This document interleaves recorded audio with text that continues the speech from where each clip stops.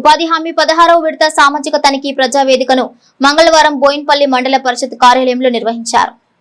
2024-25 సంవత్సరంలో మండలంలోని గ్రామాల్లో చేపట్టిన ఉపాధి హామీ పనులపై ఆగస్టు 1 నుంచి 10 వరకు డిఆర్పీలు తనిఖీలు జరిపి నివేదికలను సమర్పించగా ఈ నివేదికల ఆధారంగా ప్రజావేదిక నిర్వహించారు.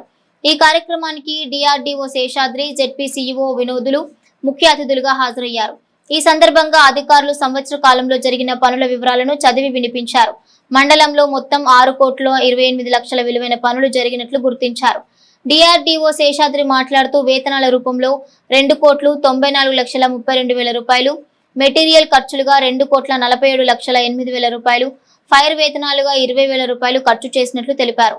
సామాజిక తనిఖీలో ఉపాధి కూలీ మాస్టర్ పై సంతకాలు, పనుల కొలతలు వంటి అంశాలను పరిశీలించాలని, కొన్ని సాంకేతిక కారణాల వల్ల కొన్ని పొరపాట్లు గుర్తించామని చెప్పారు.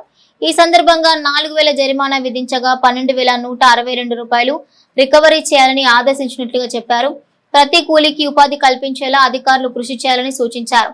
ఈ కార్యక్రమంలో MPDO Jayasheela, DEO Ramarao, ombudsperson Rakesh, SRP Devender, APO Saritha, గ్రామ కార్యదర్శులు, టెక్నికల్ అసిస్టెంట్లు, ఫీల్డ్ అసిస్టెంట్లు పాల్గొన్నారు.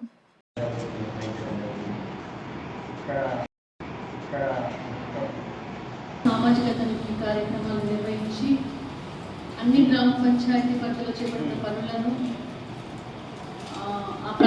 పని ప్రాంతాలకు వెళ్ళి పర్యవేక్షించి రికార్డుతో సమంగా ఉన్నాయా లేదా సరి చూసుకున్న తర్వాత ఈరోజు పబ్లిక్ హియరింగ్ అనేది ఇక్కడ మనకు మండల పరిషత్ ఆవరణలో పెట్టుకోవడం జరిగింది.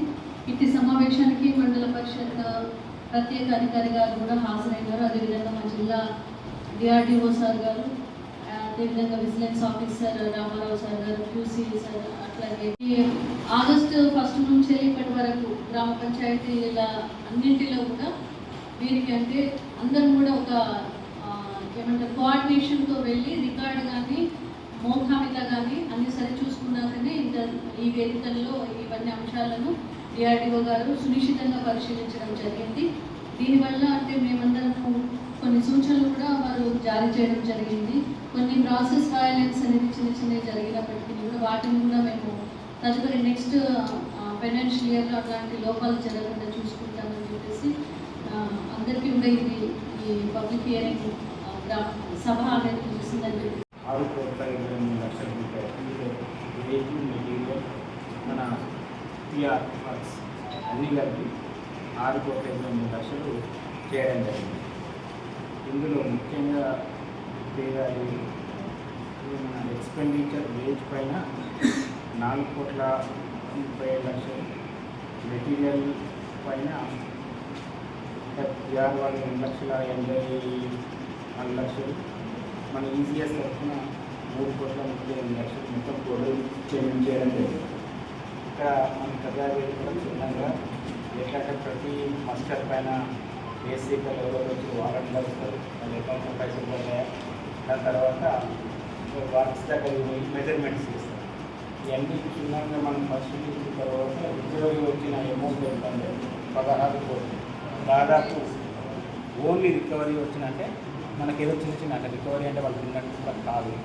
కొన్ని ప్రాసెస్ ఏదైనా చేయాల్సిన మాస్టర్ మేనేజ్మెంట్లో కావచ్చు, ఎంపీ కావచ్చు, పాస్ ఆర్డర్లో చిన్న మిస్టేక్స్ వల్ల 16 రికవరీ 16,000 కనుక ఇంకా చేయాల్సిన అవసరం ఉంది. ఎందుకంటే కొన్ని మనకు సాఫ్ట్వేర్ పరంగా, ఎందుకంటే ఈపీఎస్ అనేది పూర్తిగా మాన్యువల్ లేదు, ఇది ఆన్లైన్ సాఫ్ట్వేర్ కోర్సు కాబట్టి కొన్నిసార్లు సెగ్మెంట్ ఉండదు, వెర్షన్ చేంజ్ కావచ్చు. దీనివల్ల కొన్ని ప్రాబ్లమ్స్ వస్తున్నాయి. చాలా బాగా జరుగుతుంది. నెక్స్ట్ ఇంతకంటే కూడా బాగా చేస్తామని